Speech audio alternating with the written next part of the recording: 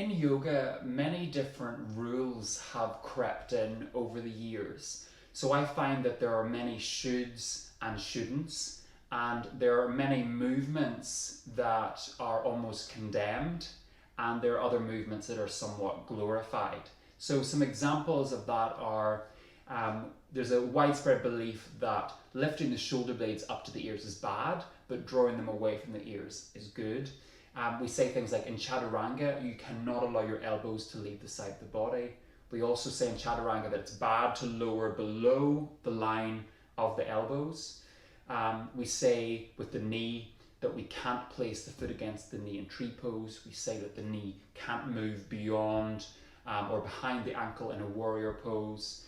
We say about the shoulder joint that in downward dog we should externally rotate and we shouldn't internally rotate. So that's just a few examples. And what I'm going to say is that no natural movement is inherently bad. So there is no such thing as a bad or a good movement. But there are some kind of rules that we need to apply to that statement in order for it to be completely correct. So the first is we need to be aware of the movement that we're making. So for example, if you're constantly locking your knee in everyday life, but you don't even know that you're doing it, then you can't say for sure that it is the best choice for you.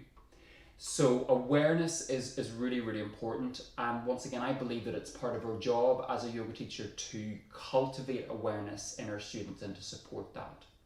The other is that you have control over the movement.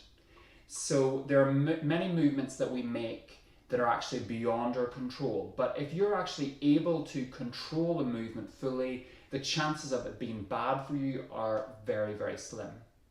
The third is that you don't experience pain as a result of that movement. So I think that's really, really important. And the fourth is that you're breathing.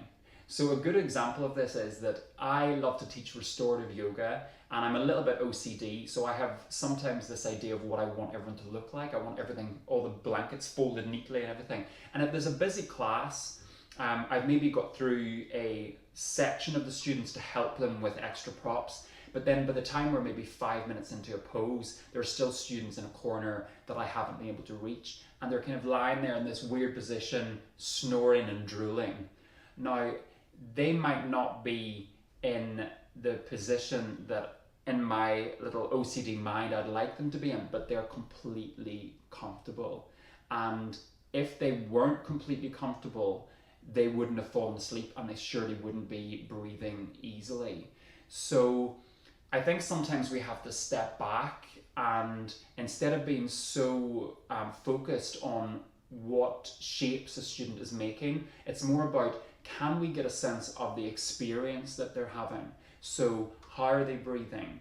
Are they frowning? Are they tensing muscle unnecessarily? And when we mirror that back to them, then they can decide for themselves whether the choices that they're making are appropriate in that given moment. So once again, no natural movement that the body can make is inherently bad. The body is way too intelligent for that.